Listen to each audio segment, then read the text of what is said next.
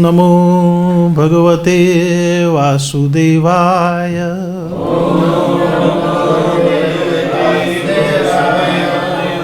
Om Namo Bhagavate Vasudevaya.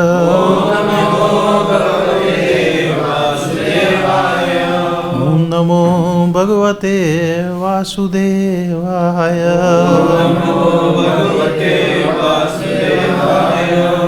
Jnantimirandasya Jnananjana Shalakaya Chakshurunmilitam Yena Tasmai Shri Guruve Namah. Shri Chaitanya Manobishtam Sthapitam Yena Bhutale Swayam Rupa Kadamayam Dadati Swapadantikam Vandeham Shri Guru Shri Utapadakamalam Shri Gurum Vaishnavamsha Shri Rupam Sagrajatam Sagana Raghunathan Vitam Tam Sajivam Sadvaitam Savadutam Parijana Sahitam Krishna Chaitanya Devam Shri Radha Krishna Padan Sahagana Lalita Shri Vishakhan Vitamsa He Krishna Karuna Sindhu Dinabandhu Jagatpate Shri Gopesha Gopika Kanta Radha Kanta Namostute Tapta Kanchana Gaurangi Radhe Vrindavaneshwari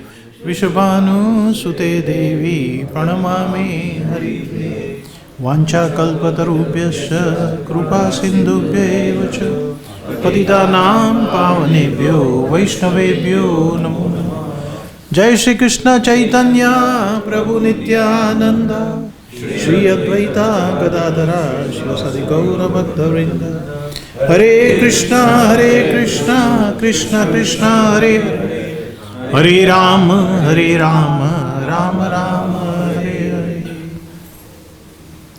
So welcome everybody to the Bhagavad-Gita class, and today we are going to cover the preface of Bhagavad-Gita. So yesterday somebody must have taken what is written by the publishers? No. Okay, so we are beginning Bhagavad-Gita, with preface. Try to understand what is the meaning of the word preface. Normally in any book which is presented in a very scholarly style, you find the preface, foreword and the introduction, isn't it? You actually find these three things. There is a preface. Preface is normally given by the author about the book itself. It is an opportunity for an author to market his book. So the author actually, explains what makes him to write the book, what are the purposes that the book is trying to achieve. And so he gives very briefly his conception and idea of what the book is all about. That is preface. The foreword is never by the author. The foreword is always by the other persons, the known celebrities. You know who have given the foreword on the Bhagavad Gita? Turn the back of it and you find those personalities. Okay, here it is not there. They are actually the publishers. In many versions of Bhagavad Gita, you find the picture of Mahatma Gandhi and Albert Einstein. Yeah, you just remember the Gita with that back page? So one is the foreword given by the foremost of all the scientists, Einstein. No one can match him, the most intelligent person on the earth. And the Gandhi, who is a very renowned and well-respected politician.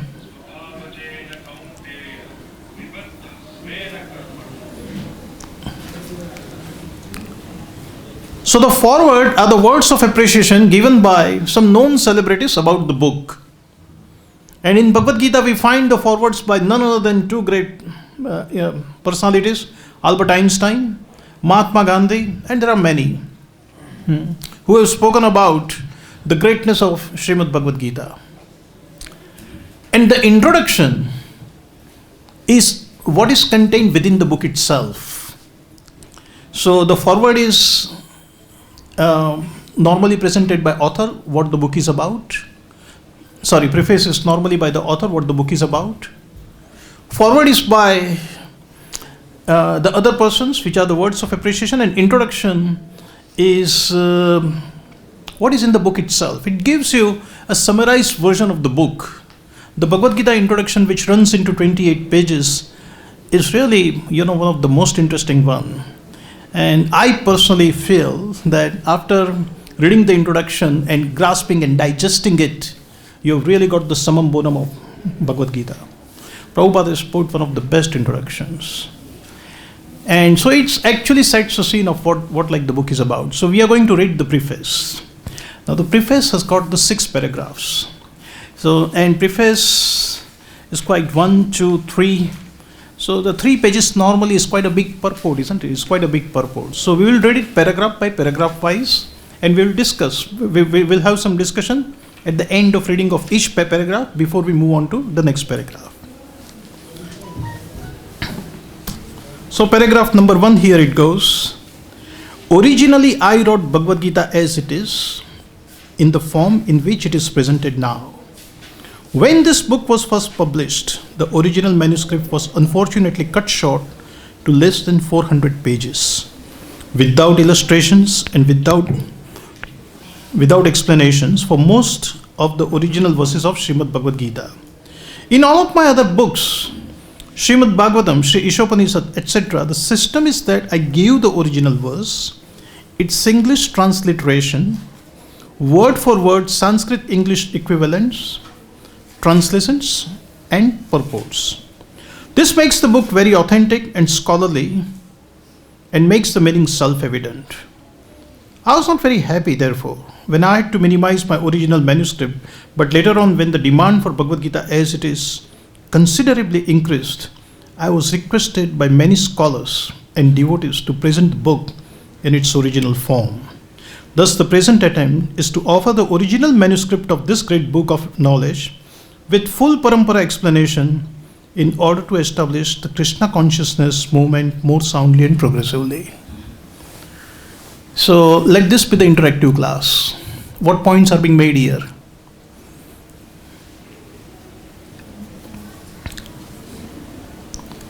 Prabhupada is now, Prabhupada is actually giving now, the reasons why he has written the book.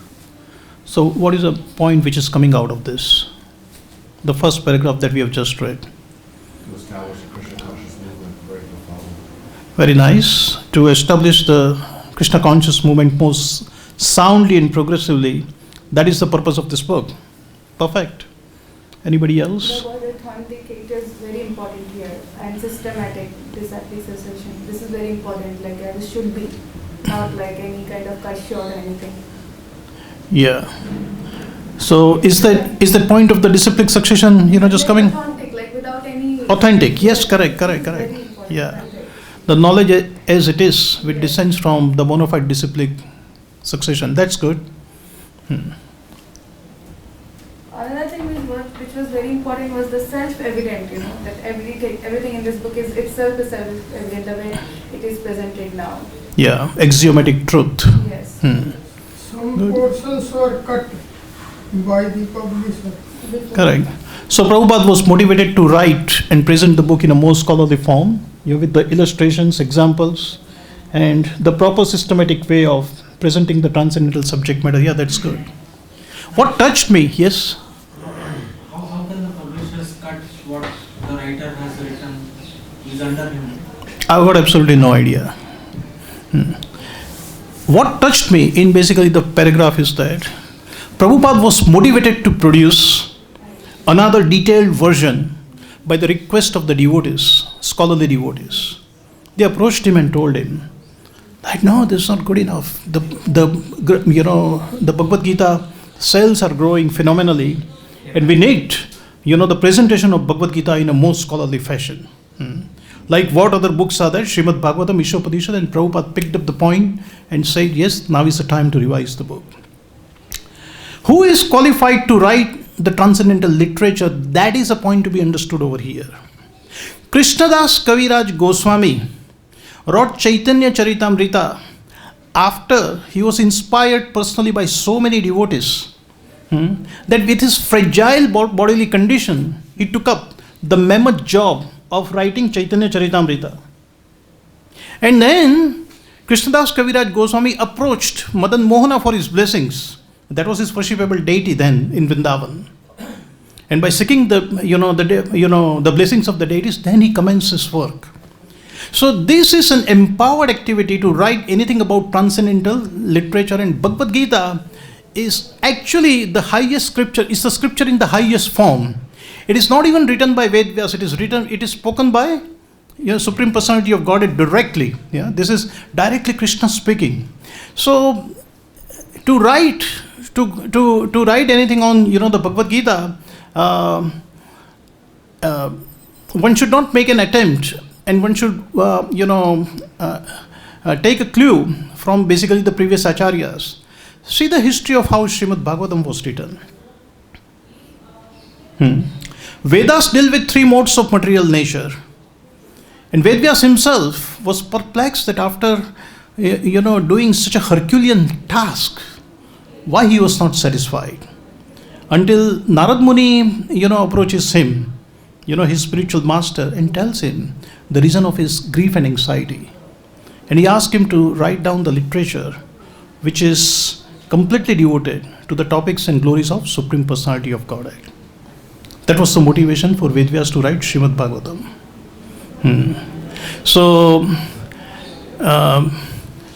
this very important point, that only by the blessings of Vaishnavas and Krishna, one can come to the point of writing a transcendental literature like Srimad Bhagavad-Gita. Because Srimad Bhagavad-Gita, as we go into the preface, we'll find out that, the author is trying to present the will of Krishna. How can you understand the will of a person, who is not to be seen, who is not to be spoken to? That proves the point that Bhagavad-Gita was dictated to Srila Prabhupada within the heart by none other than Krishna himself. Jitatmanaha prashantasya paramatma samahitaha.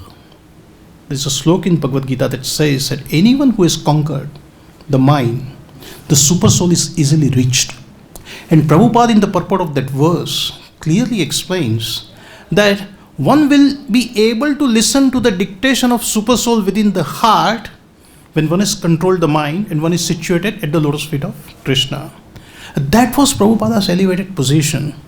So whatever he wrote, right, is the revelation of Krishna within the heart. Prabhupada has said, just so many times, and he was reading his own book again and again, that this book is not written by me.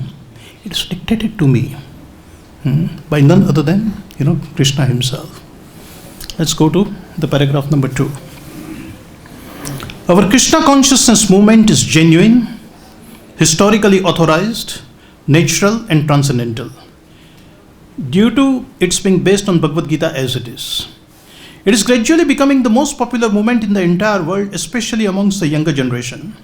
It is becoming more and more interesting to the older generation also.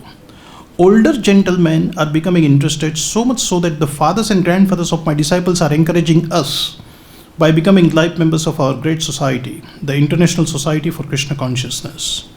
In Los Angeles, many fathers and mothers used to come to see me to express their feelings of gratitude for my leading the Krishna consciousness movement throughout the entire world. Some of them say that it is greatly fortunate for the Americans that I have started the Krishna consciousness movement in America. But actually the original father of this movement is Lord Krishna himself, since it was started a very long time ago, but is coming down to human society by disciplic succession. If I have any credit in this connection, it does not belong to me personally, but it is due to my eternal spiritual master, His Divine Grace, Om Vishnupada Paramahansa Parivijakacharya Astottasar Srimad Bhakti Siddhanta Saraswati Goswami Maharaj Prabhupada. What point is being made here? He's giving all credit to his spiritual master. Very good. He's giving credit to his spiritual master. Yes. Yes. Lord Krishna dictated in the heart. Where is it written? You spoke? Yeah, I spoke, but is it actually the part of it here that Lord Krishna is dictated within the heart? It may be Chaitanya about Chaitanya Charitamrita. Yeah. Das do Kavira. Yeah. Please come, Prabhu. Americans are fortunate. The Krishna conscious movement started. People, American people are so fortunate. The Krishna conscious movement started from America. Correct. The Krishna consciousness movement has an appeal for all sections of the people regardless of the age, the old and the young. At that point of time when Prabhupada started the movement, most of his disciples were young. But when the parents and the grandparents saw the transformation in the children, they went and said, you did a good job. You started Krishna consciousness movement in United States of America. And it is greatly going to benefit the American society. That's one point which came out. Second thing, Prabhupada has founded Krishna consciousness movement, we saw in the first paragraph, based on Bhagavad-Gita. So Krishna consciousness movement acquires the 4 qualities because it is founded on the principles of Srimad Bhagavad-Gita. What are those 4 qualities? Just read the first 3 lines. Genuine, It's genuine, historical, it's historically authorized, Natural. it's natural, and it's transcendental. Due to its being based on Bhagavad Gita as it is. So how Prabhupada is linking the success of the Iskcon, the popularity of the Iskcon, and the fundamental aspect of the Iskcon, that the Iskcon is founded on the principles of Bhagavad Gita. You see, these 2 things are correlated. So Prabhupada here, see, I told you actually in the very beginning that preface is an opportunity for an author to market his book. Prabhupada is, the best preacher in our society. He is the preacher of the preachers. So he's not only preaching the greatness about the book, but why this movement is successful. Because it is based on Bhagavad Gita as it is. Paragraph number 3.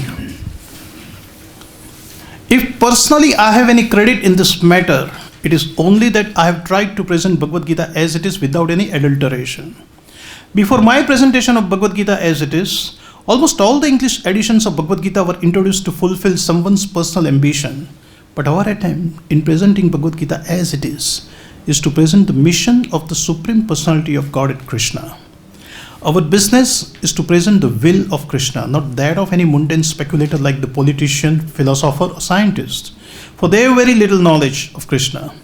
Despite all their other knowledge, when Krishna says Man Mana Bhava Mada Bhakto, Madhya Ji Mam Namaskuru, etc., we, unlike the so-called scholars, do not say that Krishna and his inner spirit are different. Krishna is absolute, and there is no difference between Krishna's name, Krishna's form, Krishna's qualities, and Krishna's pastimes.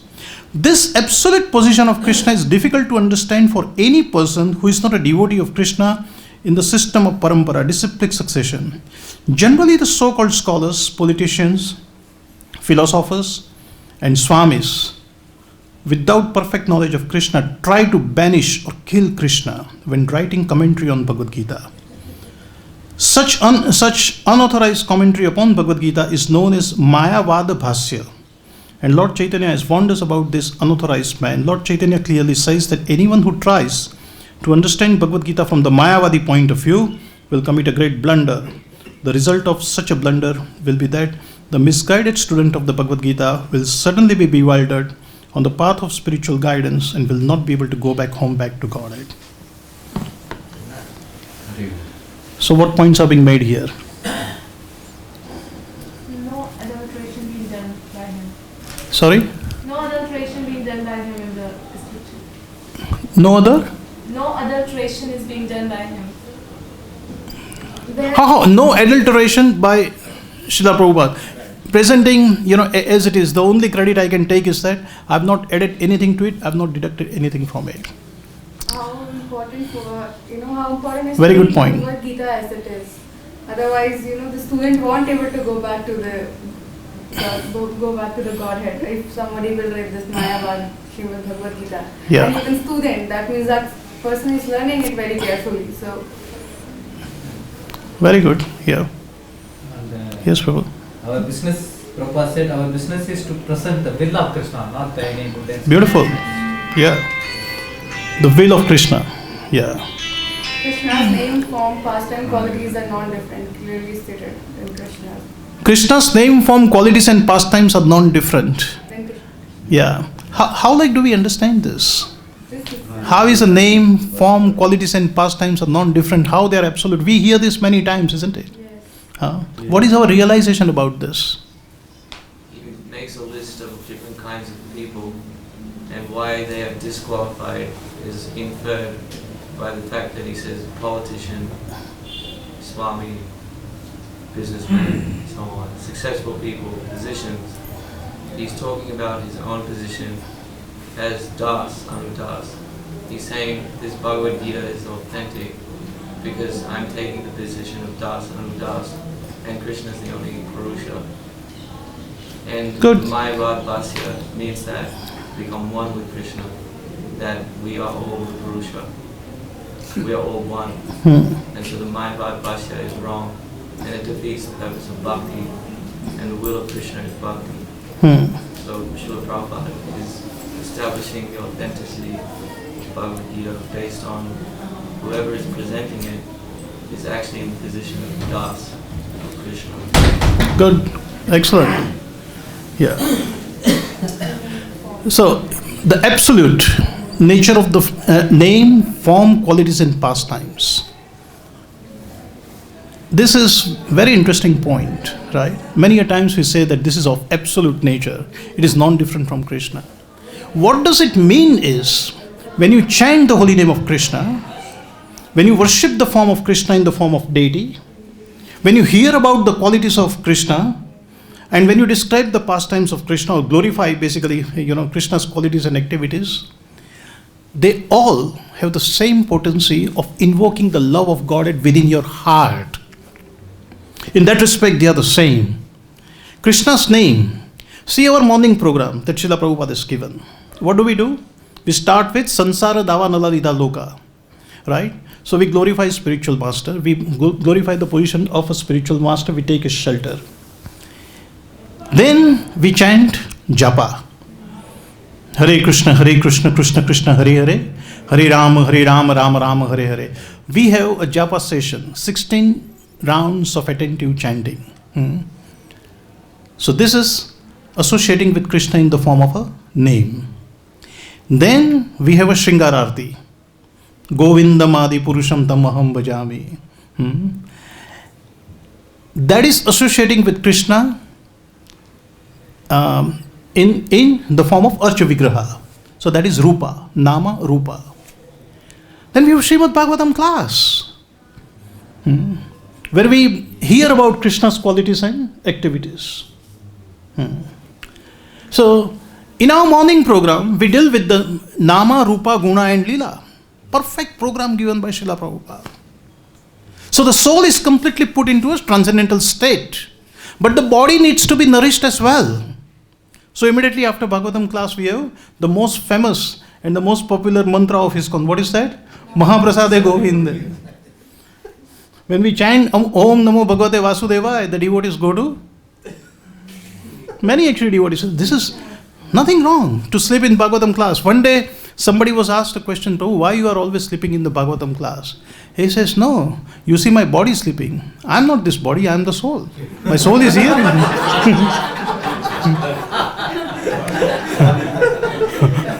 What a clever answer. The perfect use of the philosophy, isn't it? Please allow me to sleep.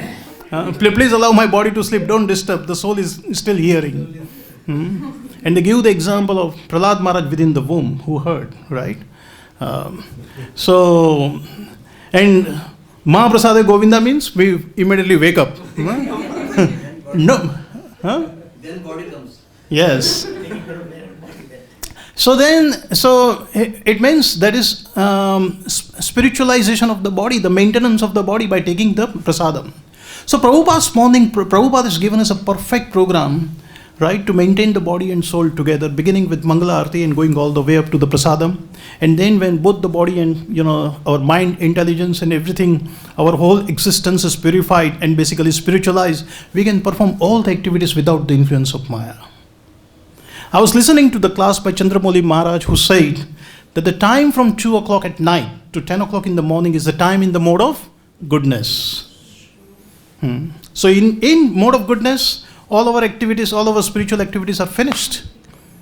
Devotees are supposed to have finished the prasadam by 10 o'clock, all rounds completed, attended Mangala Arati, heard basically the Bhagavatam class, they are pakka now. So from 10 o'clock, the mode of passion starts, and that goes up to 6 o'clock in the evening. So when the sun, begins to, so the sun actually transcends the mode of goodness, the time, enters into the mode of passion until it sets. So 10 to 6. And once the sun sets, the mode of ignorance sets in. So we have 5 to 6 Bhagavad-Gita class. This is the preparation not to allow the tamoguna to actually affect our consciousness, because within 35 minutes the tamas is going to set in. This is what actually Maharaj was just describing in one of the classes which I heard. So by 10 o'clock all of our morning program, it should be completed. Here Prabhupada is making the point about the absolute nature of name, form, qualities and pastimes in this particular intricacy of absolute and relative is only known to basically the devotee of Krishna. It is Mayavadis are not aware of this. So they don't understand the spiritual importance of chanting, the holy name, which we say we are associating with Lord Krishna directly when we chant the holy name. Archa Vigraha, Krishna, Balram are present here in this temple. It is not basically, they are present in the Archa Vigraha form. They have taken this form. They are non-different from Krishna Balram themselves in Goloka Vrindavan. So this conception, this realization, the devotee will develop over, the period of time. And when this realization comes, then the ecstatic love will manifest within the heart. So the same ecstatic love that the holy name will induce you in the heart, the Archa Vigraha will induce you in the heart, the hearing of qualities and pastimes will induce you in the heart. So that's how that is of an absolute nature. Just a small question. Then why in Kali Yuga only name, the impose on the name is given? Because, it begins with chanting of the name. The easiest process in these four things is to hear Bhagavatam or to basically chant the holy name. Even before chanting the holy name, the duty of the fallen conditioned souls is to associate with the self-realized souls and hear from them. Chaitanya Mahaprabhu and Ramanand Rai's conversation establishes this. Unless you hear about the Krishna and becomes purified, you cannot come to the platform of attentive chanting, which is the Yuga Dharma. So, and in Nectar of Devotion, Rupa Goswami says that of all 64 angas of bhakti, the 5 angas are most potent. What are they? Chanting the holy name of the Lord, deity worship, yes, living in Dham, Mathura Vas, Sri Murti Sevaya, associating with the devotees, and hearing Srimad Bhagavatam. So hearing Srimad Bhagavatam is like hearing the glorification of the name, form, qualities and pastimes. Chanting the holy name, worshipping the deity, the Rupa. Chanting the holy name is Nama. So Rupa Goswami says that any of these activities is so potent that even if you perform any one of these activities, it will invoke the symptoms of love of God within you. So because of the absolute nature of this, and this Mayavadi will, are not able to, it is beyond their perception. There are 2 slokas in Bhagavad-Gita which are identified with the Mayavadis and with the Brahmavadis or the impersonalists, which is a sloka in which Krishna is denouncing the Mayavadis. Avajananti Mamuda Manushim Tanum Ashrita. This is a sloka Krishna is speaking about Mayavadi. They don't know. Namam Dushkritinam Mudha. Namam Dushkritinam Mudha is 4 types of people who do not surrender unto him. But this sloka is specifically spoken for basically Mayavadi. Avajananti Mam Mudha Manushim Tanum Ashrita. Brahmano hi pratishtha aham is to establish that the impersonal, I am the basis of impersonal Brahman. This sloka is specifically for the Mayavadis. And what is the sloka for the Brahmavadis, the impersonalist? Avyaktim vyaktim apannam manyate mam abuddhaya. One is Muda, fool. Another is without intelligence. abuddhaya. Some person saying that I was impersonal before and I've assumed this form. Assume this form means I've assumed a form out of matter. So Mayavadis have this conception, no, that Krishna's body, the qualities and his pastimes, his body is made up of, the gunas, and his qualities and activities are in the mode of, the goodness, and he's a great historical personality. That is a conception of Krishna. And that his body is different from this is Mayavad philosophy. So anything that is outside of four disciplic bona fide successions is called Mayavada Bhasya. You will almost always come to basically that type of a conclusion.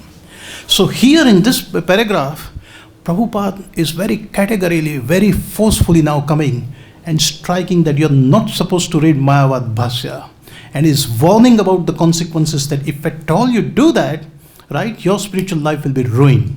You cannot go back to Godhead. All your endeavor will be mogasha, moga karmano, moga jnana vichetasa. Everything will be baffled. So this is a very strong point about marketing of the book. You read Bhagavad Gita as it is. Everything else is Mayavad Bhasya.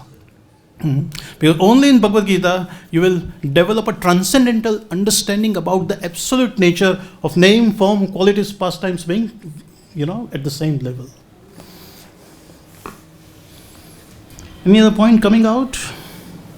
Yeah, scholars deluded. Scholars, politicians, Dr. Radhakrishnan, Vinoba Bhave, Lokmanya Tilak, Mahatma Gandhi, J.P. Krishnamurti, Mahesh Yogi, that rascal Rajneesh, right? So many of them have written. It's like a fashion to write about Bhagavad Gita. So, Prabhupada has got just one word for them. Scholars deluded. Deluded. They have no access to this transcendental knowledge. Okay, what else is there? Oh, we come to the fourth paragraph.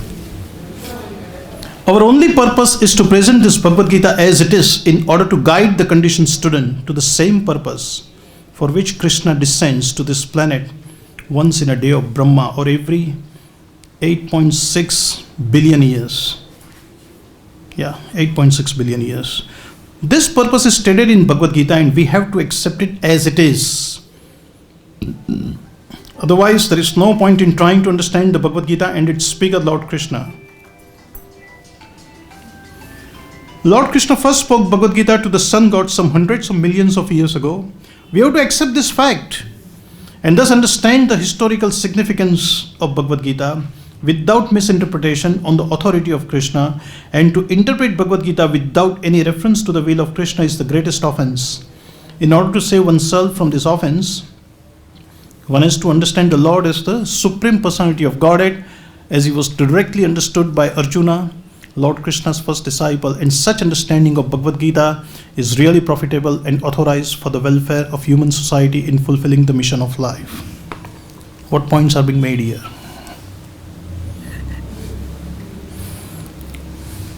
To interpret the Bhagavad Gita without any reference to the Wheel of Krishna is the greatest offense.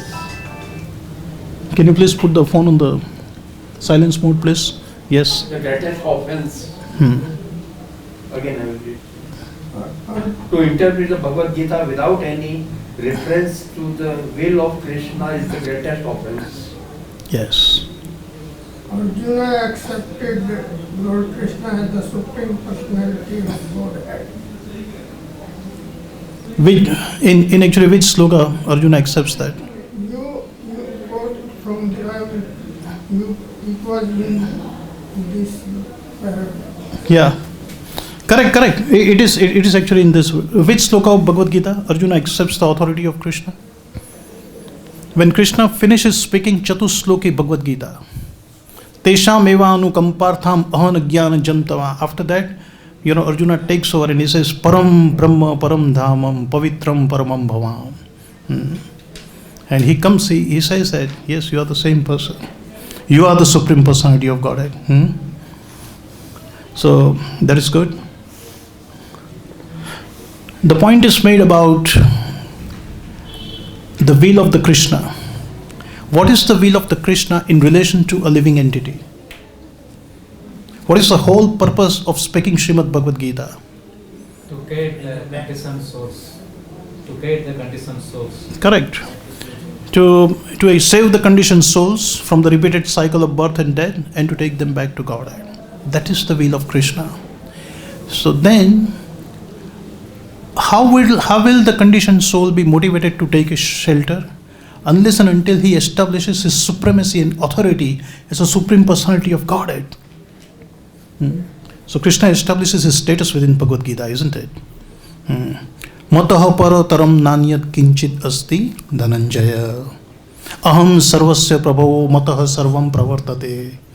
So many slokas in which Krishna says that I am the samam bonam and you must surrender to me mam ekam sharanam vraja. This is the will of the Krishna. This is the high command. And he descended.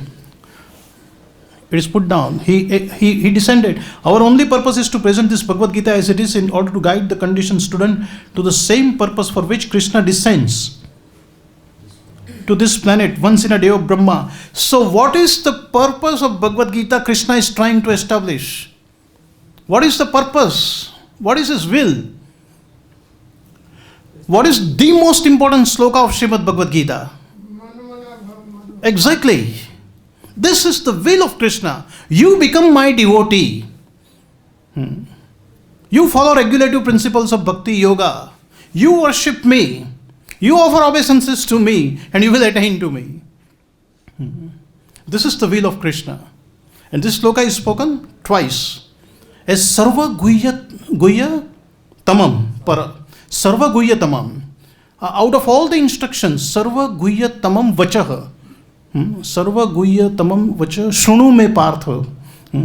Listen to me. I am going to give this instruction again. And he says, manmana bhav madbhakto.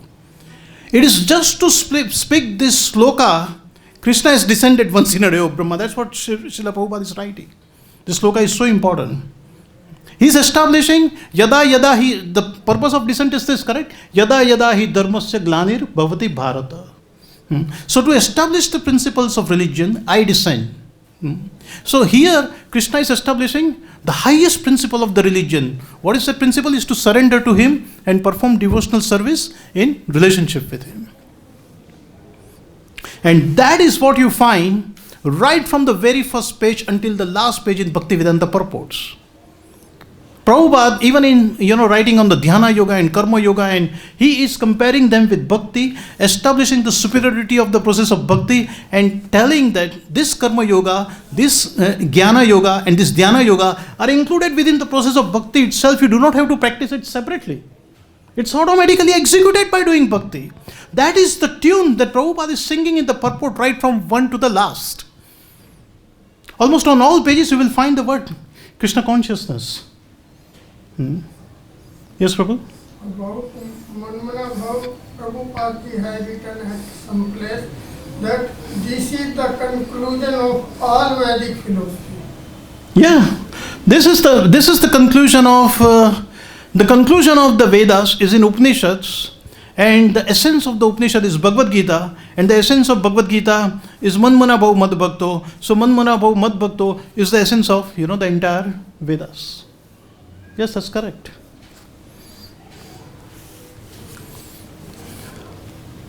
We move forward? Okay. The Krishna consciousness movement is essential in human society, for it offers the highest perfection of life. How this is so is explained fully in the Bhagavad Gita. Unfortunately, mundane wranglers have taken advantage of Bhagavad Gita to push forward their demoniac propensities and mislead the people regarding right understanding of the simple principles of life. Everyone should know how God or Krishna is great, and everyone should know the factual position of the living entities. Everyone should know that a living entity is eternally a servant, and that unless one serves Krishna, one is to serve illusion in different varieties of three modes of material nature, and thus wander perpetually within the cycle of birth and death. Even the so-called liberated Mayavadi speculator has to undergo this process. This knowledge constitutes a great science, and each and every living entity has to hear it for his own interest. What is the point being made here? Krishna consciousness is the ultimate goal of life. Yes. It's a great science. It's a great science. And what happens if you don't hear Bhagavad-Gita? What happens if you're not Krishna consciousness? What will happen to you? You will serve illusory energy of Krishna, and that will compel you to take, to go through the repeated cycle of birth and death. Because you are committing an offense by ignoring your constitutional position that you are eternal servant of the God. You are acting away from your constitutional nature, and as a result, you are put into the process of reformation by taking 8.4 million types of bodies, depending upon your karma, your proclivities at the time of death, etc., etc., etc. So this is Sambandha Gyan. This fifth and the sixth purports, this fifth and the sixth paragraph, they align with most of the purposes why Iskcon was formed. So now we'll come to the sixth paragraph. And sixth paragraph, okay, let's read it first. People in general, especially in this age of Kali, are enamored by the external energy of Krishna. And they wrongly think that by advancement of material comforts, every man will be happy.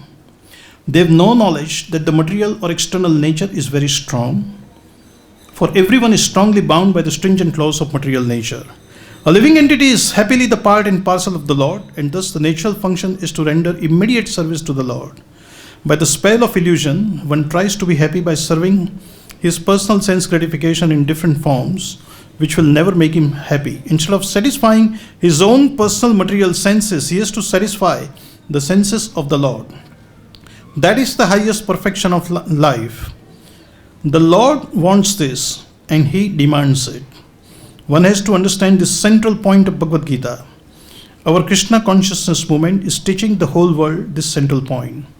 And because we are not polluting the theme of Bhagavad-Gita as it is, anyone seriously interested in deriving the benefit by studying the Bhagavad-Gita must take help from Krishna consciousness movement for practical understanding of Bhagavad-Gita under the direct guidance of the Lord. We hope, therefore, that the people will derive the greatest benefit by studying Bhagavad-Gita as it is, as we have presented it here. And if even one man becomes a pure devotee of the Lord, we shall consider our attempt to success. A.C. Bhaktivedanta Swami, 12th May 1971, Sydney, Australia.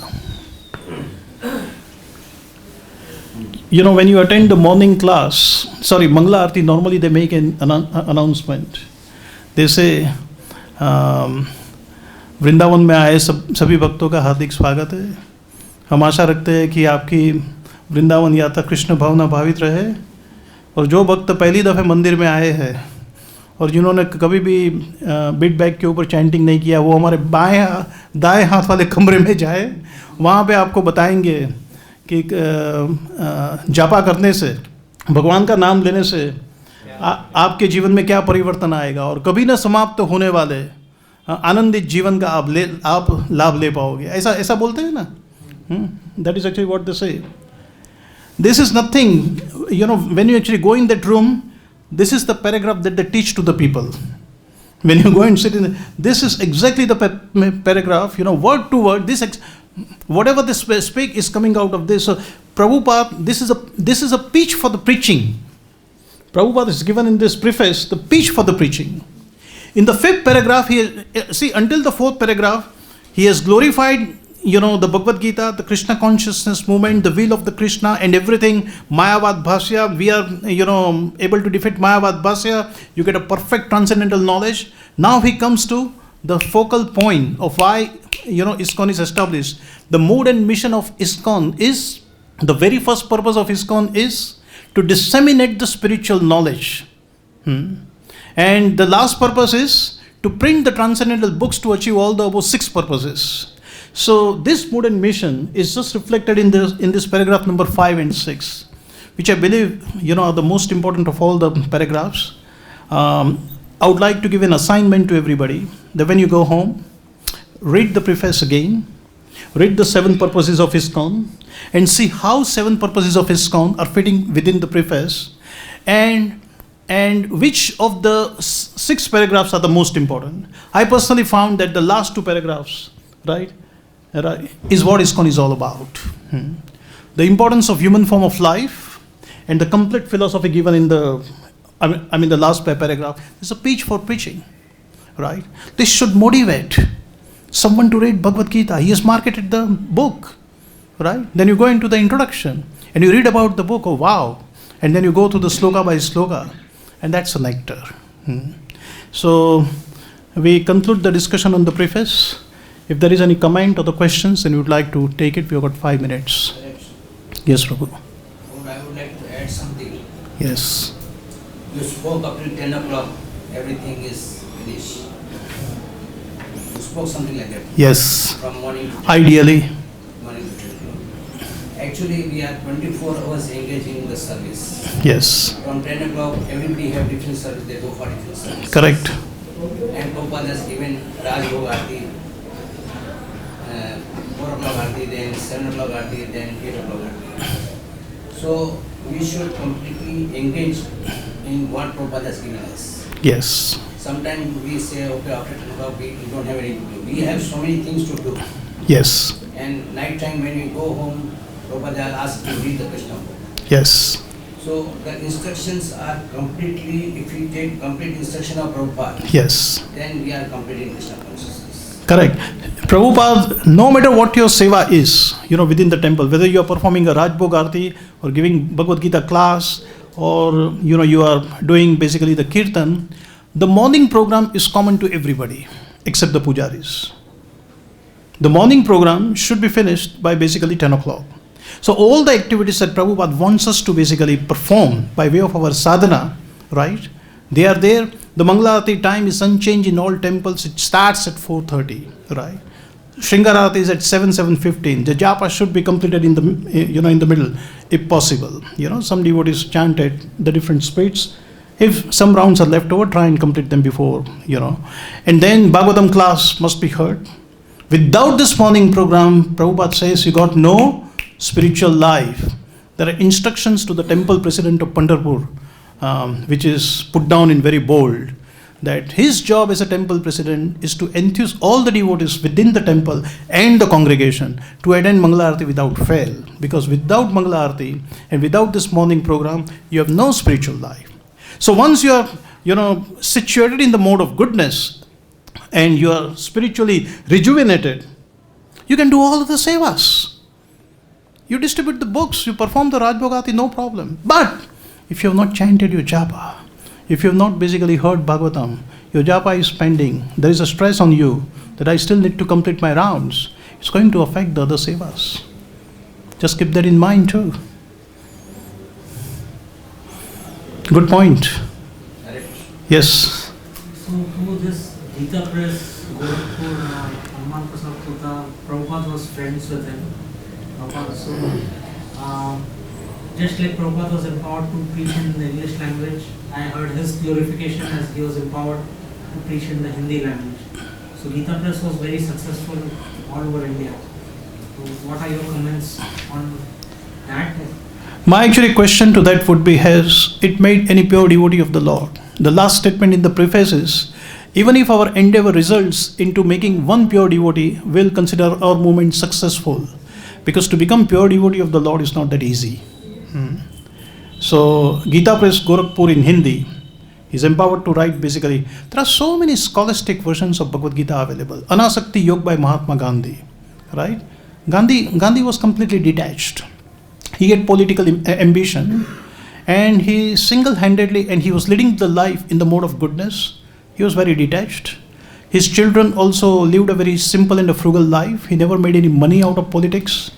And he was completely purpose-driven, and he was doing Sankirtan in the evening. And he came out with something like Anasakti Yoga.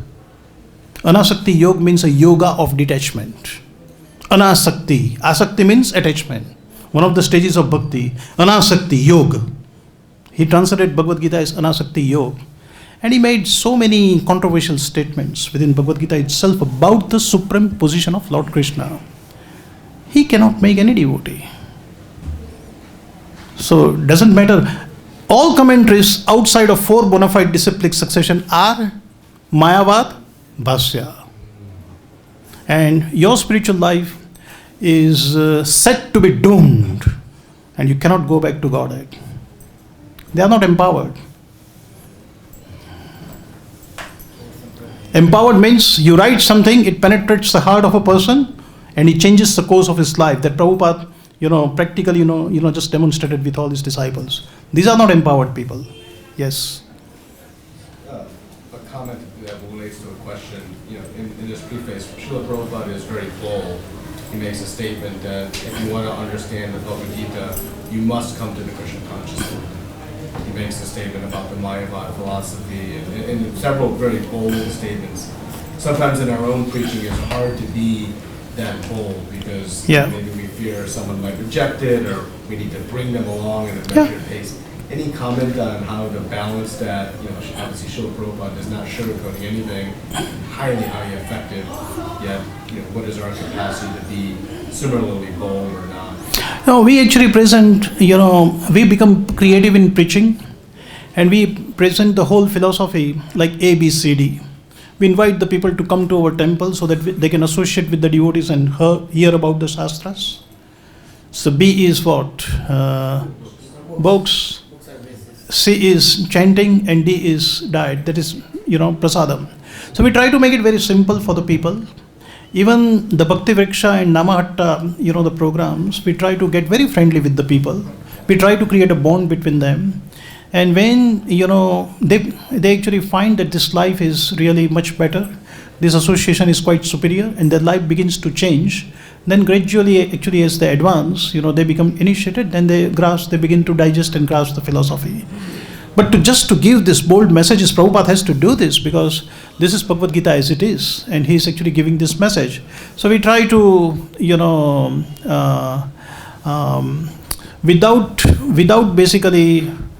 without diluting the message of Prabhupada, we have to be creative in preaching. And we have to actually make it very acceptable to it. So the foods should be served according to the taste of the people and according to the capacity to digest as well. So we don't give them too much, we give them small. So, the Bhakti Vriksha classes, if you see the formats in which the classes are conducted, they are meant to create a spiritual bond amongst the devotees, and it does transform the lives. That is our experience through preaching. I think the comment you made is important because I think in some of the more innovative or maybe progressive ways of preaching, it really borders the line of diluting, where we're not just eventually, again, then it starts to not become as it is. It's a slippery slope. For example, Krishna is denouncing the demigod worship, and Prabhupada writes about that, but we glorify the demigods as the servants of Krishna. Sure. And we show the people the correct way of approaching the demigods. And we quote the verses of Brahma Samhita to explain the glorious status of the various demigods. And that's how we basically, make them favorable to listen to the philosophy that we are going to talk about, that why Krishna alone should be worshipped. So that's creative preaching. So we try to make it preaching amenable to the pitch of the people. Only when devotees are there, we can speak the philosophy blind, but not with the newcomers. Yes, sir. So it's a layman's question.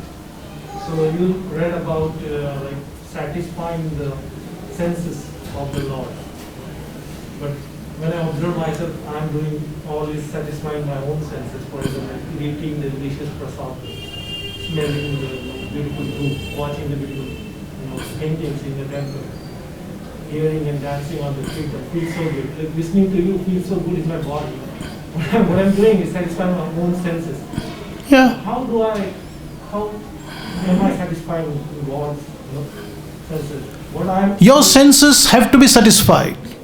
But your actually senses have to be satisfied in a Krishna conscious way. So you love tasty food? Yes or no? Yes, of course. Eat prasadam. So the senses basically, not only senses satisfied, but by eating prasadam, the senses purified too. You love dancing? And so you dance on basically, the various melodies of Hare Krishna Maha Mantra. Your senses are satisfied, but at the same time, purified. You like to listen to the philosophy, right? come to the Bhagavatam class. Your mind, your intellectual propensities are satisfied, at the same time purified. And over the period of time, you become detached. And at that point of time, you understand that what is the effect of doing all these processes. How it gets detached? Because all I'm doing is attachment. No, it's not sense gratification. These are the parts of bhakti. Eating prasadam, honoring Krishna's remnants, is pada sevanam. Listening to, Srimad Bhagavatam, you may say, yes, I am listening to Srimad Bhagavatam, I am enjoying the philosophy. Am I satisfying my senses? Yes, but that is bhakti too. So it's purifying, at the same time. This is the beauty about this process. Param drashta nivartate. Krishna says that rasavarjam rasopi aham. The taste for sense gratification is never going to go away. It needs to be diverted. It needs to be Krishnaized. It needs to be dovetailed. So you perform basically spiritual practices which apparently looks like the activities of sense gratification, but they are simultaneously purifying too. And how do you understand you are purified? You will create a distaste for the food which is not offered to Krishna. You are purified. You still have a desire to, gratify your senses, but not by eating the food which is not offered to Krishna. You understand the point? Am I answering? Good. Yes. Before prasadamication, Saulabh Punyamatam Rajan Viswasana Jayate. There is unlimited benefit of taking the prasada. Yeah. There is no sense gratification in that. No, but you say this, instead of eating simply dal, chawal, roti and sabji, you would not relish matar paneer and, the fried puri and, the rasgulla, palak paneer. You will relish because there is some inner desire to actually satisfy the senses. Let it be so. We are not worried about that. We are only worrying about whether we are eating Krishna's prasad or not. And the sense of purification takes place. Detached of what? Like in between when you were saying that, then I detached of what? Like hearing or Bhagavatam class or what? Like sense gratification? No. You will be detached from hearing the mundane sound vibration. Mundane sound vibration. Yeah. You will be automatically detached from watching so much of the internet. Oh, so then we will think of Krishna, then if some other thought will come, we'll say, what thought is coming except Krishna? So, that will become just how... That will actually happen over, the period of time. After some time. Yeah. Okay. Thank you. By attentively and submissively, attending the classes of Bhagavatam, Supreme Lord is at once established within the heart, and then He begins to take care of the devotees. Yes. You said that Tamo Gun sets in after the sunset. 6 o'clock. Why does it happen? Why? That's basically, the three modes are influenced by the time. See, the 5 subject matters of Bhagavad-Gita is Jiva, Ishvara, Kala, Prakriti and Karma. So, the topmost is Ishvara, followed by what? Jiva. No.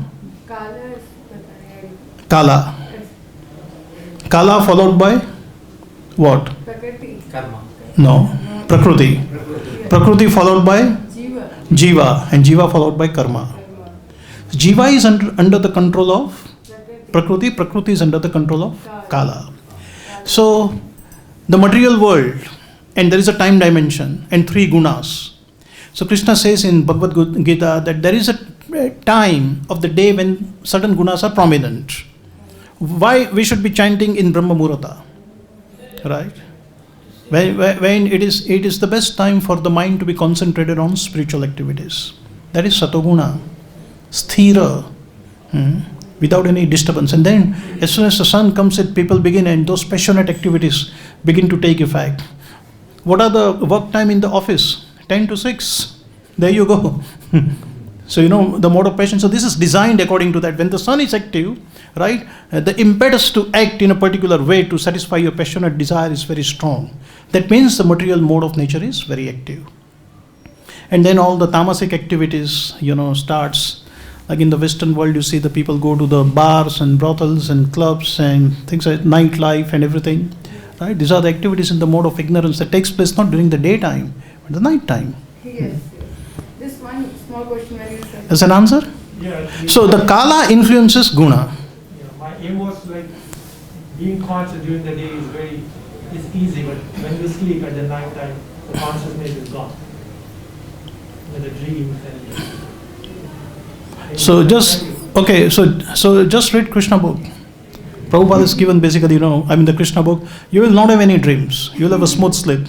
People's insomnia, right? Insomnia is cured. Krishna book is so good that the people who are having insomnia, means unable to sleep, they just open the book and just by reading 2-3 lines, you begin to sleep. Insomnia is gone, right? You hardly read anything and actually you are sleeping.